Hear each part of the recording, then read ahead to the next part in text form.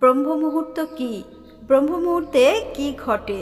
এই সময় কোন কোন কাজগুলি করণীয় আর কোন কাজগুলি করা উচিত নয়? এই সময়ে কি সকলেরই ঘুম থেকে ওঠা প্রয়োজন? ব্রহ্ম মুহূর্তে ঘুম থেকে উঠে কোন মন্ত্রগুলি জপ করলে জীবনে সাফল্য লাভ করা যায়? নমস্কার বন্ধুরা, আমার শ্রীকৃষ্ণ কথা চ্যানেলে আপনাদের সকলকে স্বাগত। আশা করি সকলেই ভালো আছেন, সুস্থ আছেন।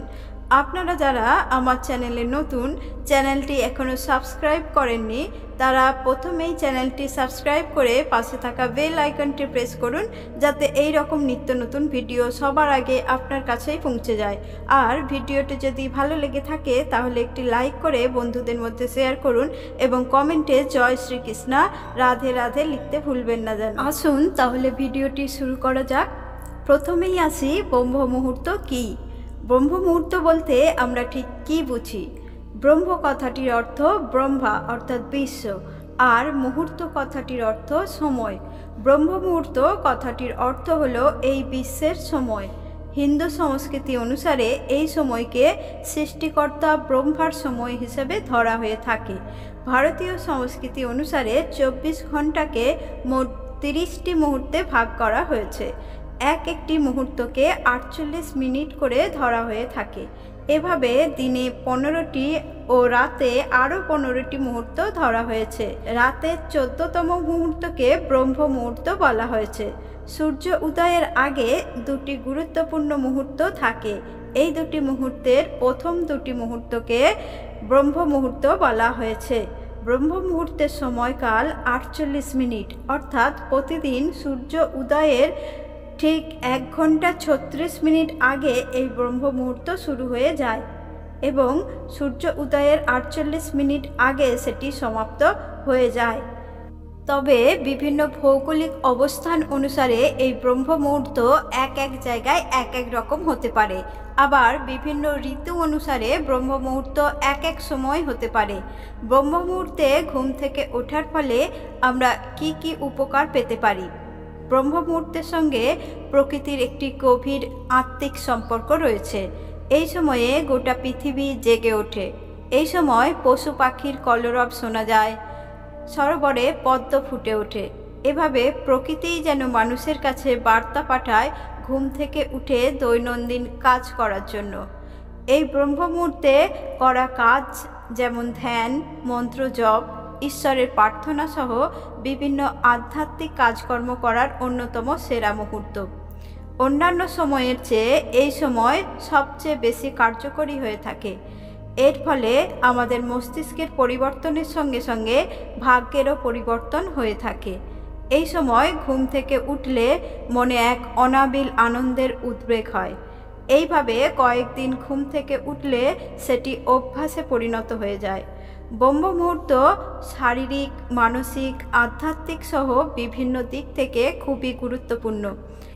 আয়ুর্বেদিক শাস্ত্র অনুসারে ব্রহ্ম মুহূর্তে ঘুম থেকে উঠলে চিন্তা, অনিদ্রা, মানসিক হতাশা সহ নানান মানসিক রোগ থেকে মুক্তি পাওয়া যায়।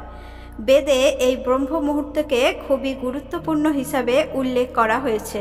সেখানে বলা হয়েছে এই ব্রহ্ম মুহূর্তে ঘুম থেকে ওঠার ফলে বিদ্যা, বুদ্ধি ও বল লাভ করা যায়। যে কোনো কাজই এই ব্রহ্ম মুহূর্তে শুরু করা খুবই ফলদায়ক হয়। এই ব্রহ্ম মুহূর্তের বাতাস স্বাস্থ্য ও বুদ্ধি দুটোই বৃদ্ধি করতে সাহায্য করে। হিন্দু শাস্ত্রে ব্রহ্ম মুহূর্তের মাহাত্ম্যের কথা বিভিন্নভাবে বলা হয়েছে। শুধু হিন্দু ধর্ম নয়, প্রায় সমস্ত ধর্মেই এই ব্রহ্ম মুহূর্তকে গুরুত্বপূর্ণ বলে মান্যতা দেয়া হয়েছে। এই সময় ঘুম থেকে উঠে প্রাকৃতিক কাজ সেরে হাত মুখ ধুয়ে আধ ঘন্টা প্রাণায়াম করলে মস্তিষ্কের কার্যক্ষমতা বৃদ্ধি পায়। সেই সঙ্গে গৃহস্থের ভেতরে ইতিবাচক শক্তি বৃদ্ধি পায়, যার ফলে ব্যক্তি জীবনে নানা বাধা সরিয়ে অগ্রসর হওয়া যায়। এবার আসি হিন্দু শাস্ত্র অনুসারে ব্রহ্ম মুহূর্ত। হিন্দু শাস্ত্রে কথিত আছে এই সময়ে ধ্যান, পূজার্চনা করে সূর্যকে অতিথি হিসাবে গণ্য করে তাকে সাদরে আহ্বান জানানোর কথা বলা হয়েছে। অর্থাৎ এভাবে আরও একটি নতুন দিন শুরু করার জন্য প্রস্তুত থাকা উচিত। কথিত আছে, যারা সূর্য উদয়ের পরে ঘুম থেকে ওঠেন তারা সূর্যদেবের অভিশাপে অভিশপ্ত হন, এবং যারা আগে ওঠেন তারা সূর্যদেবের আশীর্বাদ লাভ করেন। ব্রহ্ম মুহূর্তের ধার্মিক মাহাত্ম্য। এই ব্রহ্ম মুহূর্তের ধার্মিক মাহাত্ম্য আছে। বাল্মীকি রচিত রামায়ণ অনুসারে লঙ্কায় হনুমানজি এই ব্রহ্ম মুহূর্তেই প্রবেশ করেছিলেন, এবং সীতা মাতার মন্ত্র জপ অনুসরণ করেই হনুমানজি সীতা মাতার কাছে পৌঁছেছিলেন। ব্রহ্ম মুহূর্তে যাওয়ার ফলে হনুমানজির কাজ খুব সহজ হয়ে গিয়েছিল। ব্রহ্ম মুহূর্তে ঘুম থেকে ওঠার ফলে প্রত্যেকটি ব্যক্তির সফলতা প্রাপ্ত করার ক্ষমতা অন্যান্য ব্যক্তির তুলনায় অনেক বেশি পরিমাণে থাকে। মোটামুটি ভোর 3টে থেকে 5টা পর্যন্ত ধ্যান ও মন্ত্র জপের জন্য আদর্শ সময় হিসেবে বিবেচনা করা হয়। এই সময়ে আমাদের একাগ্রতা আমাদের দেহের কেন্দ্রস্থলে থাকে। বিভিন্ন যোগগুরু বলে থাকেন, ধ্যান করার সবথেকে উপযুক্ত সময় হচ্ছে ব্রহ্ম মুহূর্ত, কেননা এই সময় আমাদের মনের প্রকৃতি খুবই শান্ত থাকে, এবং এটা এমন একটি সময় যখন আমাদের মনের সঙ্গে আমাদের অতীতের সম্পর্ক প্রায় বিচ্ছিন্ন হয়ে যায়। এই সময় যে কোনো কাজে মনোনিবেশ করা খুবই সহজ হয়ে যায়। এই মনোনিবেশ বা একাগ্রতা যে কোনো কাজে সফল হওয়ার চাবিকাঠি। আমরা আমাদের কাজে যতই একাগ্র হব, সেই কাজ ততই সফল হবে। যখন গুরু দ্রোণাচার্যকে জিজ্ঞেস করা হয়েছিল সমস্ত কৌরব এবং পাণ্ডবদের মধ্যে কেন অর্জুনই সর্বশ্রেষ্ঠ ধনুর্ধর হয়ে উঠল, তখন গুরু দ্রোণাচার্য বলেছিলেন, অর্জুনের একাগ্রতার জন্য সর্বশ্রেষ্ঠ ধনুর্ধর হতে পেরেছে, কারণ অর্জুন প্রত্যেকটি কাজ খুবই মনোযোগ দিয়ে করে থাকে। সে রাত্রিবেলা ধনুর্বিদ্যা অভ্যাস করত, সে তার নিদ্রাকেও নিয়ন্ত্রণ করতে পারত। ব্রহ্ম মুহূর্ত সম্পর্কে এবার শুনে নেওয়া যাক বৈজ্ঞানিক ধারণা। বিভিন্ন আন্তর্জাতিক যোগা ও বিভিন্ন সংস্থা জানিয়েছে, এই ব্রহ্ম মুহূর্তে বাতাসে অক্সিজেনের মাত্রা সবচেয়ে বেশি থাকে। এই অক্সিজেন আমাদের দেহের হিমোগ্লোবিনের সঙ্গে মিশে হিমোগ্লোবিন তৈরি করে, যা আমাদের শরীরের পক্ষে খুবই উপকারী। এর বিভিন্ন উপকারী দিক রয়েছে। প্রথমত, শরীরের রোগ প্রতিরোধ ক্ষমতা বাড়িয়ে তোলে। দ্বিতীয়ত, শরীরের ঊর্জাস্থল বৃদ্ধি করে। তৃতীয়ত, রক্তে বীজের মাত্রা স্বাভাবিক রাখে। চতুর্থত, শরীরের বিভিন্ন ব্যথা যন্ত্রণা থেকে মুক্তি পাওয়া যায়। পঞ্চমত, শরীরে ভিটামিন ও খনিজের উপযোগিতা আরও বৃদ্ধি করে। বিজ্ঞানীরা বহু পরীক্ষা নিরীক্ষা করে দেখেছেন, এই ব্রহ্ম মুহূর্তে বাতাসে দূষণের মাত্রা সবচেয়ে কম থাকে, ফলে এই সময় ঘুম থেকে উঠলে মেলাটোনিন হরমোন ক্ষরিত হয়, যা আমাদের শারীরিক ও মানসিক স্বাস্থ্য ভালো রাখে। ফুসফুসের ক্ষমতা বাড়াতে থাকে।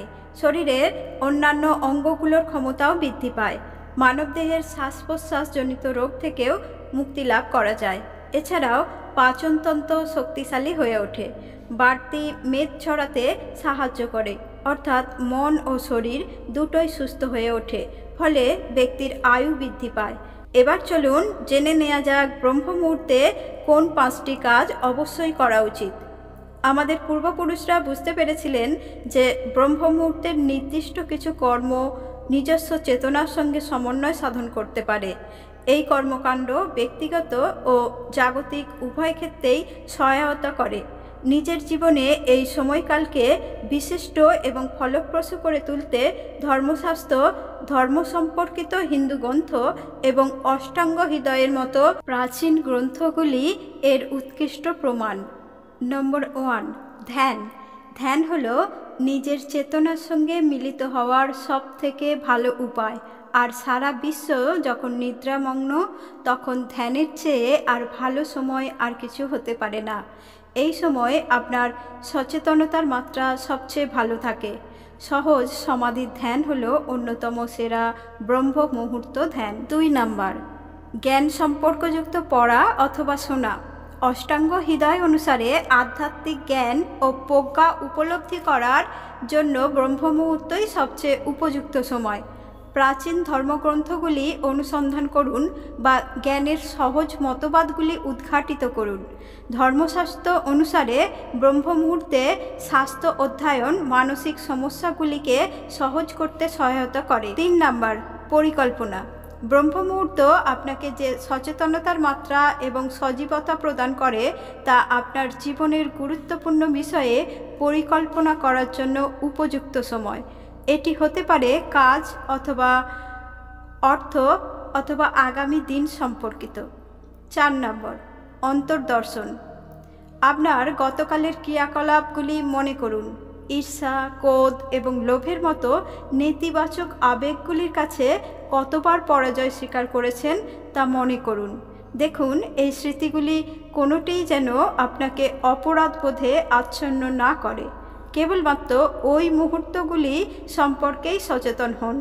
প্রতিদিন এটি করার ফলে এই আবেগগুলির কাছে আপনার পরাজয় স্বীকার করার প্রবণতা হ্রাস পাবে এবং অবশেষে খারাপ কর্ম হ্রাস পাবে।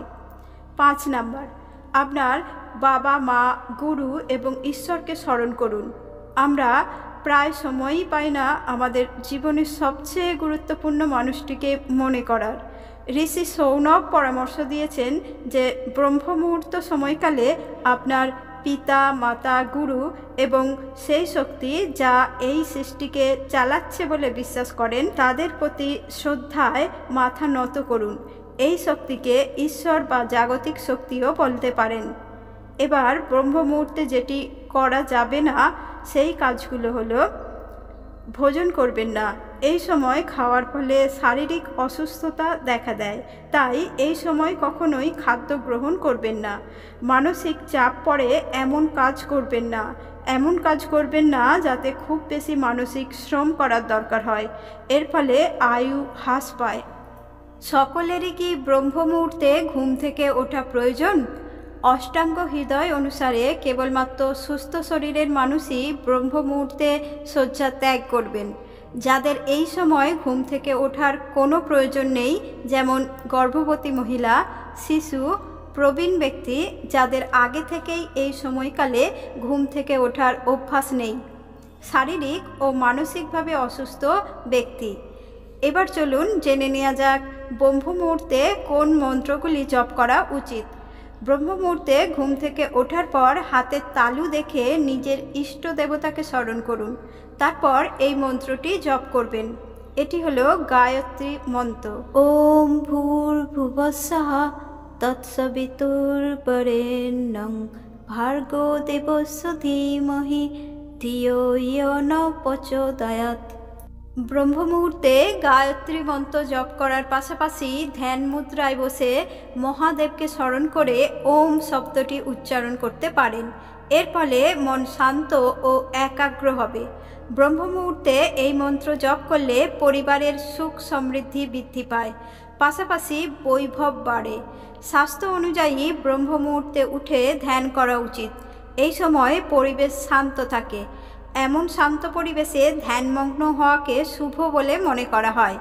ব্রহ্ম মুহূর্তে স্নান সেরে পূজা অর্চনা করা উচিত। ঈশ্বর আরাধনার শ্রেষ্ঠ মুহূর্ত এটি। এই সময় পুজো করলে দেবদেবী প্রসন্ন হন ও জীবনে ইতিবাচক পরিবর্তন নিয়ে আসে। ছাত্রছাত্রীরা ব্রহ্ম মুহূর্তে উঠে পড়াশোনা করলে সুফল পেতে পারেন। পড়াশোনা করার জন্য ব্রহ্ম মুহূর্ত বিশেষ উপযোগী। এই সময় যা পড়বেন তা দীর্ঘদিন মনে থাকবে। ব্রহ্ম মুহূর্তে উঠে জপ করুন: করাগ্রে বসতি লক্ষ্মী, কর মধ্যে সরস্বতী, করমূলে স্থিত ব্রহ্মা, প্রভাতে কর দর্শনম। এই উপায়ে ইতিবাচক শক্তি দিয়ে দিনের সূচনা হয়। এ সময়ে মনের মধ্যে নেতিবাচক চিন্তাভাবনা আসতে দেবেন না। ওম নমো ভগবতে বাসুদেবায় নমঃ। এভাবে বিষ্ণু মন্ত্র জপ করে স্বয়ং বিষ্ণুর কাছে প্রার্থনা করে দিন শুরু করুন। জীবনের সকল বাধা কেটে যাবে, সুখ সমৃদ্ধিতে ভরে উঠবে আপনার জীবন। বন্ধুরা, আজ এই পর্যন্তই। ফিরে আসছি অন্য কোনো ভিডিও নিয়ে।